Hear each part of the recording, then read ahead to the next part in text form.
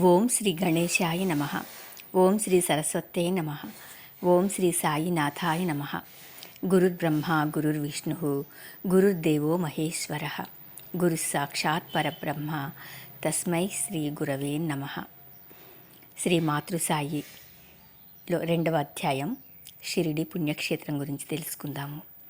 అహ్మదనగర్ జిల్లా కోపర్గాం దగ్గర గోదావరి నది దాటి షిరిడి వెళ్ళాలి. షిరిడి గ్రామం చాలా చిన్నది, కానీ అత్యంత ప్రాముఖ్యం కలది. ఎందుకంటే ఈ పవిత్ర స్థలంలోనే బాబా సశరీరులుగా 60 సంవత్సరాలు నివసించి అనేక అద్భుత లీలలను, వింతలను తన భక్తులను ఆనాడు ప్రసాదించడమే కాక నేటికి ఇక ఎప్పటికీ అందిస్తూనే ఉంటారు.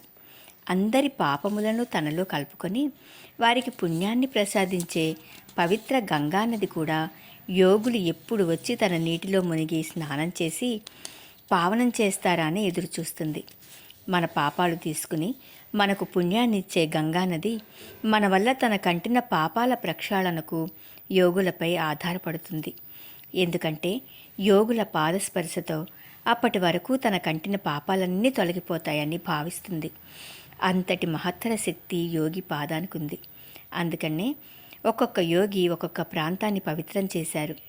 నరసింహ సరస్వతి గాణుగాపురమును, సమర్థ రామదాసు సజ్జనగడను, జ్ఞానేశ్వర మహారాజు ఆళందిని, ఏకనాథుడు పైఠాను వృద్ధి చేసినట్లు సాయినాథుడు షిరిడీని పావనం చేశారు. ఖండోబా మందిరం మహారాష్ట్రంలో ఆరాధ్య దైవంగా కొలిచి పూజింపబడే ఈశ్వరుడే ఈ ఖండోబా. షిరిడి గ్రామ సరిహద్దులో వెలిసి తరతరాలుగా గ్రామమును కాపాడుతున్న ఆ గ్రామదేవత. చాంద్ పాటిల్ పెండ్లి గుంపులతో వచ్చిన బాబా ఈ మందిర ప్రాంగణం వద్దనున్న మర్రి చెట్టు నీడలోనే బండిలో నుండి కిందికి దిగారు. ఆ వృక్షరాజము నేటికి ఖండోబా మందిరమునందున్నది. అప్పుడు బాబాను చూసిన ఈ ఖండోబా మందిర పూజారి అప్రయత్నంగా ఆవో సాయి అని స్వాగతించారు. ఆ రకంగా ప్రపంచానికే సద్గురువుగా వెలిసిన మూర్తిని మొట్టమొదటగా స్వాగతించి అక్కున చేర్చుకున్న ఘనత ఈ గ్రామ దేవత అయిన ఖండోబాకే దక్కింది. కాబట్టి షిరిడీ వెళ్ళిన భక్తులందరూ ఈ ఖండోబాను దర్శించి ఆశీస్సులందుకొనుట శుభప్రదం. ఇక గురుస్థాన్. బాబా మొట్టమొదటిసారిగా 16 సంవత్సరముల బాలునిగా లోకానికి ప్రకటితమైన స్థానమే ఈ గురుస్థానం. ఇక్కడి వేప చెట్టు కింద కూర్చుని బాబా తన వివరాలేమీ తెలుపకుండా పగలు రాత్రి తేడా లేకుండా ధ్యానంలో గడిపేవారు. ఖండోబా దేముడు ఆ బాలుడక్కడ తపస్సు చేశాడని చెప్పినప్పుడు బాలుడైన బాబా అది తన గురువుగారి స్థానమని, దానిని సదా కాపాడవలనని చెప్పారు. ప్రతి గురు శుక్రవారములలో ఇక్కడ ధూపం వెలిగిస్తే శుభప్రదమని అందరూ దీనిని ఆచరిస్తారు. ఈ వేప చెట్టు ఆకులు మహిమను పొంది దీర్ఘ వ్యాధులను తొలగిస్తున్నాయి. గురుస్థానమునందు కల బాబా ఫోటో బాబా శరీరులుగా ఉన్నప్పటి నుండి ఉండేది. బాబా ఆజ్ఞ ప్రకారం ఇక్కడ హారతులివ్వడం ఆపివేశారు. ఈ ఫోటో ముందున్న శివలింగము బాబా మేఘశ్యామునకు బహూకరించినది. మేఘుని మరణానంతరం 1912వ సంవత్సరమందు ఈ లింగమును ప్రతిష్ఠించారు. ఆ పక్కనే ఉన్న బాబా విగ్రహమును 1974వ సంవత్సరం గురు పూర్ణిమ నాడు ప్రతిష్ఠించారు. 1912లో ఇంకొక అభివృద్ధి చేశారు. అక్కల్కోట మహారాజు గారి భక్తుడైన భాయి కృష్ణాజీ అలీబాగ్కర్ ఒకసారి అక్కలకోటకు వెళ్ళి మహారాజు పాదుకలను దర్శించి పూజించాలని అనుకున్నాడు.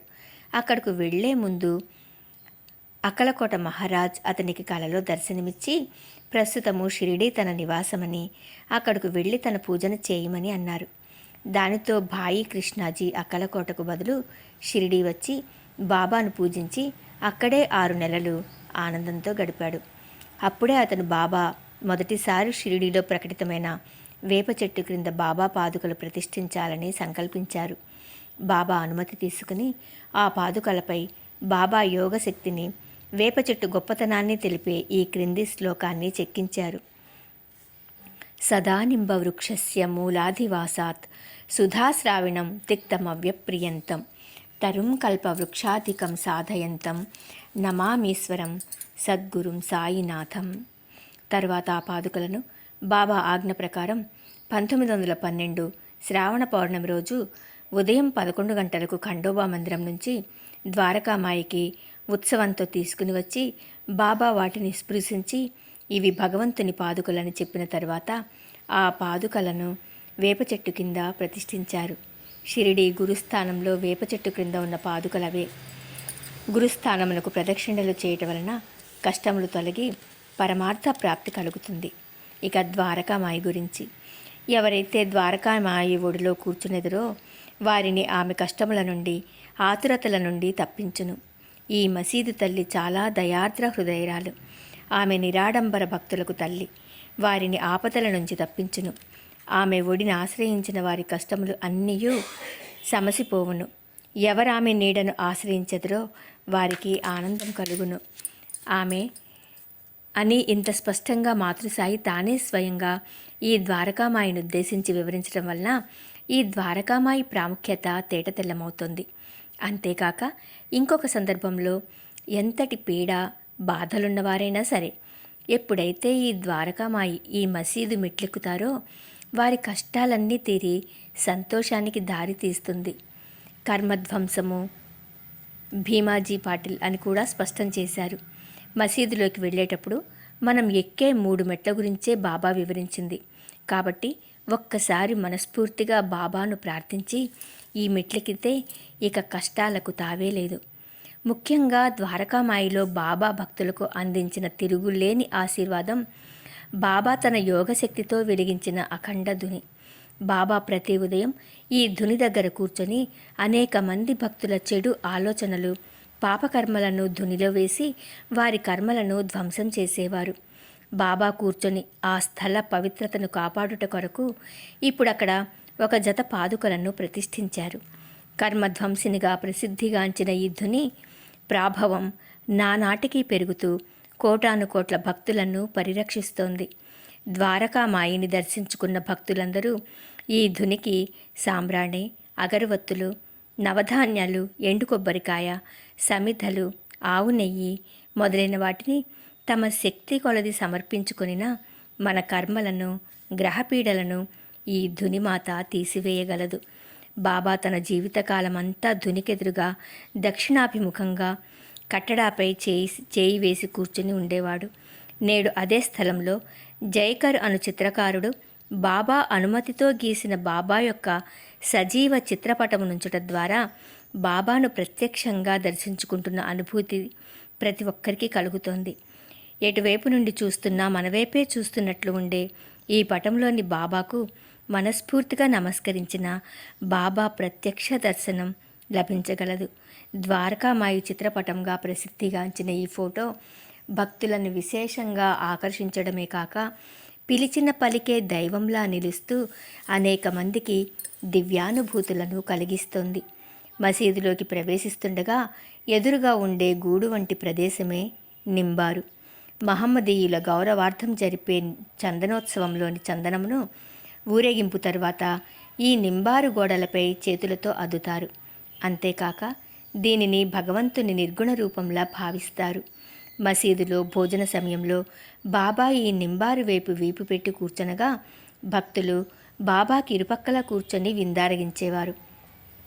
మసీదులో ఇవే కాక బాబా ఉపయోగించిన వస్తువులకు గుర్తుగా తిరుగలి, భిక్షపాత్ర, కొలంబ, మంచినీటి కుండ, గోధుమల బస్తా మొదలైనవి ఆయా స్థానాలలో నేటికి కొనసాగబడుతున్నాయి.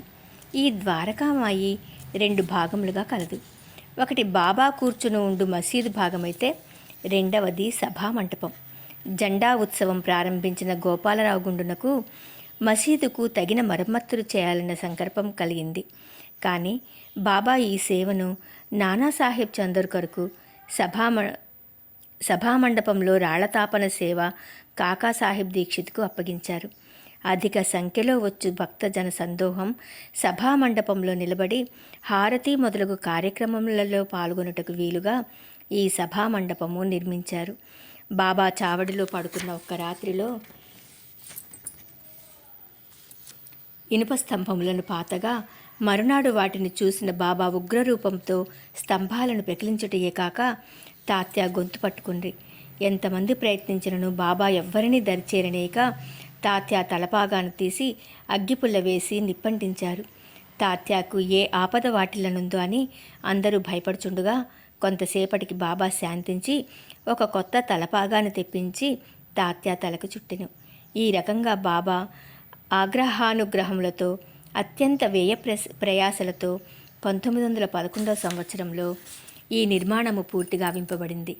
ఆనాటి ఆ భక్తులందరి కృషి ఫలితంగా నేడెందరో ఈ సభామండపమునందు కూర్చొని నిశ్చింతగా బాబాను ధ్యానించుకొని సదవకాశం కలిగింది.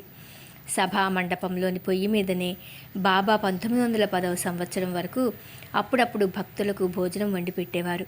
అటువంటి సమయాలలో ఆ పొయ్యికి దగ్గరగా ఉన్న స్తంభానికి చేయి నాంచి వండేవారు. బాబా కరస్పర్శతో మహిమ సంతరించుకున్న ఆ స్తంభం భక్తులకు నొప్పులు కీళ్లవాతముల నుండి ఊరట కలిగిస్తోంది. బాబా హారతి సమయానికి ముందుగా కొట్టే గంట పక్కన ఉన్న స్థలంలో నిలబడి బాబా హారతి అయ్యాక ఇంటికి వెళ్ళు భక్తులకు ఉది ప్రసాదాన్ని ఇస్తూ ఆశీస్సులను అందిస్తుండేవారు. ఆ స్థానానికి గుర్తుగా 2 జతల పాదుకలను ప్రతిష్ఠించి ఆ స్థాన మహిమను పరిరక్షిస్తున్నారు. సభా మండపము మధ్యలో ఉన్న తాబేలును చూస్తే మనం పిల్ల తాబేలుగా ఉండి తల్లి తాబేలైన మాతృసాయి నుండి జీవశక్తిని అందుకుంటూ బాబా సూచించిన మార్గంలో ముందుకు సాగాలన్న కర్తవ్య దీక్ష బోధపడుతుంది. సభా మండపము తూర్పు గోడకు బాబా కూర్చున్న రాతిబండపై పాదుకలు ప్రతిష్ఠించి గొప్ప చిత్రపటం నుంచుట ద్వారా నేటికి అక్కడ బాబా ఆసీనులై మనను ఆశీర్వదిస్తున్న భావం మనసుకు కలుగుతుంది. దీనికి పక్కగా బాబా ఉత్సవములన్నింటిలో ముందుండటమే కాక ఆరతి సమయాలలో అందంగా నర్తించే శ్యామకర్ణ గుర్రము, రెండవ పక్క బాబా మరణానికి వారం రోజుల ముందు వచ్చి బాబా పాదాల చెంత సద్గతి నొందిన పులి విగ్రహము ఉన్నాయి. వీటిని చూసినప్పుడల్లా సాధు జంతువైన గుర్రము, క్రూర మృగమైన పులి కూడా బాబా వద్ద సమాదరింపబడ్డాయన్న విషయము స్పష్టమవుతుంది. ద్వారకామాయి పైన ఎగురుతూ కనిపించే 2 జెండాలను దాము అన్న నానాసాహెబ్ నిమోన్కర్లు ప్రతి శ్రీరామనవమి ఉత్సవానికి సమర్పించేవారు. వగ్రడంగులు సాయి అంకిత సేవకులైన గాబాజీ, కొండాజీ, తుకారాం సోదరులు ఈ జెండాలకు కావలసిన కర్రలను అమర్చి అందమైన పతకాలను కట్టి తీర్చిదిద్ది ఉత్సవముగా ఈ జెండాలను ద్వారకామాయికి తీసుకువచ్చేవారు. నేటికి కూడా వీరందరి వారసులు ఈ ఆచారాన్ని కొనసాగిస్తున్నారు. అణువణువు బాబా లీలలకు ప్రత్యక్ష సాక్షి అయిన ఈ ద్వారకామాయిలోకి ప్రవేశించి ఒక్కసారి నిశ్చలంగా కూర్చుని బాబా సమక్షంలో జరిగిన లీలలను మననం చేసుకుంటే అదృశ్యాలన్నీ కళ్ళ ముందు కదలాడమే కాక అందులో మనం కూడా పాలు పంచుకుంటున్న అనుభూతికి లోనవ్వడమే నిజమైన షిరిడీ యాత్రానుభవం. ఇక లెండిబాగ్ గురించి తెలుసుకుందాం. ప్రతిరోజు ఉదయం బాబా భక్తులతో కలిసి వ్యాహ్యాళ్ళకి వెళ్ళే పూదోటయే లెండిబాగ్. ఇక్కడ లెండి అనే పిల్ల కాలువ ఉండేది కాబట్టి ఈ ప్రాంతానికి లెండిబాగ్ అని పేరొచ్చింది. ఇలా వెళ్లే సమయంలో ఆహ్లాదకర వాతావరణంలో బాబా ప్రత్యేకించి తన ఉపదేశములను ఉదాహరణములతో సహా తెలియజేస్తూ భక్తులు సత్ప్రవర్తన అలవరుచుకునేలా చేసేవారు. ఇక్కడ ఉన్న బావి నుండి బాబా నీళ్లను చేది మొక్కలకు నీళ్లు పోసేవారు. ఈ లెండిబాగ్ నందు బాబా వేప చెట్టు, రావి చెట్లను నాటి వాటి మధ్య దీపమును వెలిగించేవారు. కాబట్టి ఈ ప్రదేశమును నందాదీపము అంటారు. ఇక్కడే బాబా నవగ్రహములను గుప్త రూపమున ప్రతిష్ఠించినని ప్రతీతి. కాబట్టి ఈ 2 వృక్షములకు ప్రదక్షిణలు కావించిన గ్రహపీడలు తొలగిపోవును. బాబా దీపమును వెలిగించిన ప్రాంతంలో నేడు అఖండ జ్యోతి వెలుగుతోంది. ఇక్కడ దీపములు వెలిగించిన శుభము చేకూరునని భక్తుల నమ్మకం. ఈ నందాదీపమునకు ఎదురుగా 1974 సంవత్సరమందు దత్తాత్రేయ స్వామి విగ్రహ ప్రతిష్టాపన జరిగేను. ఇక్కడ ప్రదక్షిణములు చేసిన దత్తకృపకు పాత్రులు కాగలరు. బాబా జీవిత చరిత్ర పారాయణ ప్రాధాన్యతను గుర్తించి మేలు పొందే అనేక మంది భక్తులు షిరిడీలో ఈ పారాయణ చేసిన అధిక ఫలమును పొందుదురని ఉద్దేశంతో భక్తుల సౌలభ్యం కోసం ఈ లెండివనమునందు ఒక పక్కగా పారాయణ మందిరమును సంస్థాన్ వారు నిర్మించారు. ప్రశాంతమైన నిశ్శబ్ద వాతావరణంలో ప్రతినిత్యం అనేక మంది భక్తులు ఇక్కడ పారాయణం చేసి సత్ఫలితములను పొందుతున్నారు.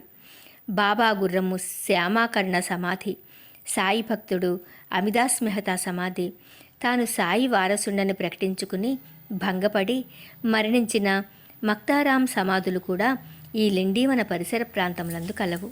అంతేకాక బాబా నోటి నుండి వచ్చిన ప్రతి మాటను ఖురానులా భావించి పదిలపరుచుకొనిన హాజీ అబ్దుల్ బాబా సమాధి లెండిబాగు వెలుపల కలదు. బాబా వద్ద నానావళి అనే భక్తుడు విచిత్రంగా ప్రవర్తించేవాడు. ఒకసారి అతను బాబా కూర్చున్న గద్దెపై నుండి బాబాను లేవమని చెప్పి ఆ గద్దెపై తను కూర్చుండి కొంతసేపటి తర్వాత లేచి వెళ్ళిపోయాడు. అనగా తాను కూర్చున్న గద్దెపై ఇతరులు కూర్చోరాదని దురభిమానము సర్వాంతర్యామి సాయిలో కలిగినదా అని పరీక్షించుటకే అతని ఈ విధముగా చేసి ఉండవచ్చు. అతను బాబాకు ఎంతటి గొప్ప భక్తుడంటే బాబా సమాధి చెందిన 13వ రోజు బాబా లేని ఈ ప్రపంచంతో పనిలేదన్న విరక్తితో తుది శ్వాస విడిచాడు. అతని సమాధి కూడా ఈ లెండీవన ప్రాంతంలోనే ఉన్నది. అంతేకాక తాత్యాకోతే పాటిల్ సమాధి కూడా ఇక్కడే ఉన్నది. ఈ విధంగా ఆనాడు ఎందరో భక్తులకు మధురానుభూతులను అందించిన ఈ లెండీవనము నేడు సంస్థానం వారి కృషిచే అందమైన పూదోటగా విరాజిల్లుతుంది. ఇక చావడి ద్వారకామాయి పక్కగా దక్షిణాభిముఖంగా ఉండేదే చావడి. చావడి అనగా గ్రామాలలో అందరూ ఒకచోట సమావేశమయ్యే స్థలము అని అర్థం. అన్నా చించణికరు ఈ చావడికి మరమ్మతులు చేసి బాబా రోజు విడిచి రోజు పడుకున్నటకు వీలుగా చేసెను. చావడి యందు 2 భాగములు కలవు. బాబా చావడిలో ప్రవేశించగానే ఎదురుగా కూర్చొనగా భక్తులు బాబాకు హారతులిచ్చేవారు. ఈ స్థానంలో 1953 సంవత్సరంలో ఒక పెద్ద బాబా పటం నుంచారు. ఇక 2వ భాగము బాబా నిద్రించు స్థలం కాబట్టి నేటికి కూడా స్త్రీలకు ఈ భాగంలోకి ప్రవేశం లేదు. 1910 డిసెంబర్ 10వ తారీఖు నుండి చావడిలో రాత్రి హారతి ప్రారంభమై ఆ తర్వాత నుండి చావడి ఉత్సవం శోభాయమానంగా జరిగేది. షిరిడీలో నేటికి కూడా ప్రతి గురువారం ఈ చావడి ఉత్సవం అత్యంత వైభవంగా జరుగుతోంది. ఇక సమాధి మందిరం ద్వారకామాయికి గురుస్థానమునకు మధ్యనున్న స్థలమును బాబా శుభ్రపరిచి రహతా నుంచి బంతి, గన్నేరు, చేమంతి పూల మొక్కలు తెచ్చి నాటి వాటికి ప్రతినిత్యము వామన తాత్య తెచ్చి ఇచ్చే పచ్చికుండలతో నీటిని పోసి పెంచేవారు. బాబా కృషితో అక్కడ అందమైన పూతోట తయారైంది. ఆ తర్వాత నాగపూర్ నివాసి అయిన గోపాలరావు బూటి బాబాపై ప్రేమతో షిరిడీలోనే స్థిరపడాలని నిశ్చయించుకున్నాడు. తనకు ఇతర భక్తులకు ఉపయోగపడేటట్లు ఒక వాడాను నిర్మించతలచి బాబా పూలతోటను పెంచిన స్థలంలోనే తాను అనుకున్న రాతి మేడను కట్టడానికి సిద్ధపడ్డాడు. ఇది జరిగిన తర్వాత ఒకసారి బూటి, శ్యామాలిద్దరూ దీక్షిత్ వాడాలో నిద్రిస్తుండగా మందిరంతో కూడిన వాడాను నిర్మించుము అన్న బాబా సందేశము కలలో కనిపించింది. ఆ కలలోనే బాబా ప్రేమకు మైమరిచిన శ్యామ వెక్కి వెక్కి ఏడుస్తూ నిద్రలేవగా బూటి కారణమడుగగా శ్యామ తన కలను వివరించగా ఇద్దరికీ ఒకే కల రావడంతో ఇద్దరూ ఆశ్చర్యపోయి వెంటనే ఒక ప్లాన్ వేసి బాబా ముందరుంచగా బాబా వెంటనే దీనిని ఆమోదించి ఆశీర్వదించెను. శ్యామ పర్యవేక్షణలో నిర్మాణము చురుకుగా సాగుచుండెను. బాబా కూడా లెండిబాగుకు వెళ్ళేటప్పుడు వచ్చేటప్పుడు కొన్ని మార్పులను సూచిస్తూ సలహాలనిస్తుండేవారు. ఇలా నిర్మాణం సాగుతుండగా బాపుసాహెబ్ బూటీకి చుట్టూ గదులుండి మధ్యన హాలులో మురళీధరుని విగ్రహం ప్రతిష్ఠించిన బాగుండునని ఆలోచన వచ్చి బాబాను అడుగగా బాబా అందుకు సమ్మతించారు. బాబా ఈ రాతి మేడను చూస్తూ వాడా పూర్తయిన పిదప మనమే దీనిని ఉపయోగించవలెను, మనమందరము అక్కడ కలిసిమెలిసి ఆనందంగా ఉండవచ్చునని చెప్పారు. అయితే ఈ వాడా నిర్మాణం పూర్తయ్యేసరికి బాబా సమాధి చెందడము, మురళీధరుని కోసం ఏర్పరిచిన స్థలంలో బాబాను సమాధి చేయడంతో ఈ రాతిమేడ సమాధి మందిరం అయ్యేను. 1954 సంవత్సరం బొంబాయి నివాసి బాలాజీ వసంతరావు తాలీము జీవకళ ఉట్టిపడేలా మలచిన సాయి సద్గురుని నిలువెత్తు విగ్రహం ప్రతిష్ఠించబడింది. మాతృ సాయిని శరీరంతో చూడని వాళ్ళందరికీ ఆ కొరత తీరి బాబాను ప్రత్యక్షంగా దర్శించుకున్నంత సంతృప్తి కలుగుతుంది. సాయి సమర్థులు సమాధి చెందిన మరుక్షణం నుండి బాబా తాను భక్తులకు అభయమిచ్చిన విధంగానే అన్ని వైపుల నుండి వారిని కాపాడుతూ పరిరక్షిస్తున్నారు. ఈ భౌతిక దేహానంతరము నేను అప్రమత్తుడనే. నా భక్తుల రక్షణము నా సమాధి నుండియే వెలువడును, నా సమాధి నుండియే నా మానుష శరీరము మాట్లాడును. నా సమాధి నుండియే నేను సర్వకార్యములు నిర్వహింతును. నా వద్దకు ప్రజలు చీమలు బారులు తీరినట్లు వస్తారు. నా వాళ్లను నేను పిచ్చుక కాలికి దారం వేసి లాగినట్లు నా వద్దకు తీసుకువస్తాను అన్న వాగ్దానాలను నిలబెట్టుకుంటూ అనంతకోటి బ్రహ్మాండ నాయకుడు, రాజాదిరాజు, యోగిరాజు, పరబ్రహ్మ, సచ్చిదానంద సద్గురువైన సాయినాథుడు ఆర్తత్రాణ పరాయణుడు, అనాథరక్షకుడు, ఆపద్బాంధవుడు, ఆది మధ్యాంతరహితుడుగా వెలుగొందుతున్నాడు. షిరిడీ నేల బాబా పాదస్పర్శతో పునీతమైంది. షిరిడీలోని గడ్డి, రాళ్లు కూడా ఎంతో పుణ్యం చేసుకున్నాయి. ఎందుకంటే బాబా పవిత్ర పాదాలను ముద్దు పెట్టుకొని వారి పాదధూళిని తలపై వేసుకున్నాయి. జీవం లేని ఇవే ఇంతటి పుణ్యం సంపాదిస్తే ఇక ఇతర జీవుల గురించి చెప్పనవసరం లేదు. షిరిడీలోని కుక్కలు, పిల్లులు మొదలుగా అన్ని జంతువులకు మసీదులోని బాబా భిక్షపాత్రలోనే భోజనం సిద్ధం. ఇక వాటికే ఏ చింత లేకుండా హాయిగా ఉండేవి. శ్యామకరణ అనే గుర్రాన్ని బాబా పెంచి నిత్యం దాని బాగోగులు చూస్తుండేవారు. చావడి ఉత్సవమే కాక ప్రతి ఉత్సవంలోనూ శ్యామకరణదే మొదటి స్థానం. ఇలా రకరకాల జంతువులు బాబా దగ్గర రకరకాల ప్రేమను పొంది ధన్యత పొందాయి. ఇక షిరిడీ ప్రజల పుణ్యాన్ని వర్ణించలేము. ప్రతినిత్యం బాబా 6 దశాబ్దాల కాలం వారితో కలిసిమెలిసి తిరిగి ఆటలు ఆడి పాటలు పాడి వారితో సన్నిహిత సంబంధాన్ని పెంచుకున్నారు. షిరిడీలోని ప్రతి ఒక్కరూ వారి వారి పనులను చేసుకుంటూ, అంటే పొలాలలో పనిచేస్తున్నప్పుడు, ఇంటి పనులు చేసుకుంటున్నప్పుడు కూడా తమ సహజమైన రీతిలో వారికి తోచినట్లు బాబా మీద పాటలల్లి పాడుకుంటూ పనిచేసేవారు. అందులో కవిత్వం కానీ పాండిత్యం కానీ ఉండేది కాదు. ఉన్నదొక్కటే బాబా మీద సహజమైన ప్రేమ. ప్రతి చిన్న సమస్యకు బాబాను ఆశ్రయించేంతటి నిష్కల్మష ప్రేమ. మంచి చెడు దేనికైనా బాబా మీదనే ఆధారపడేంతటి నిర్మల ప్రేమ. ఒక్కసారి బాబా దర్శనం చేసుకుంటేనే ఎంతో పుణ్యం వస్తుందని మన నమ్మకం. అటువంటిది ప్రతినిత్యం అప్రయత్నంగా బాబా దర్శనం దొరకడం అంటే వారిది ఎన్ని జన్మల పుణ్యమో మరి. పుస్తకాలలో మనం నేర్చుకున్న జ్ఞానాన్ని షిరిడీలో బాబా రూపంలో భక్తులు ప్రత్యక్షంగా అనుభవించారు. నక్షత్రములన్నీ కూడా కలిపి ఇవ్వలేని వెలుగును సూర్యుడొక్కడే ఇచ్చినట్లు సద్గురు సాయి ప్రేమను పొందిన వారు నిజంగా అదృష్టవంతులు. షిరిడీ ప్రజలే కాక దూర ప్రాంతముల నుంచి కూడా భక్తులు వచ్చి బాబాను దర్శించుకునేవారు. అప్పుడు బాబా వారి వసతి ఏర్పాట్లు షిరిడీ గ్రామ ప్రజలకు అప్పగించేవారు. అయితే బాబా కీర్తి రాను రాను నలుమూలలా వ్యాపించడంతో బాబా దర్శనానికి ఇతర ప్రాంతాల నుంచి వచ్చే వారి సంఖ్య రోజురోజుకి ఎక్కువ కాసాగింది. చిన్న గ్రామమైన షిరిడీలో ఉన్న ఇళ్ల కన్నా భక్తుల సంఖ్య ఎక్కువ కావడంతో సాయి కొంతమంది భక్తులకు ఇతర ప్రాంతముల నుంచి వచ్చే భక్తుల వసతి ఏర్పాట్లు చూసేందుకు వాడాలు నిర్మించాలన్న సంకల్పంని కలిగించారు. వారి వసతి సమస్య తీరిపోయింది. అటువంటి వాడాల గురించి ఇప్పుడు తెలుసుకుందాం. ఓం శ్రీ సాయి నాథాయ నమః. రేపటి రోజున ఆ వాడాల గురించి తెలుసుకుందాం.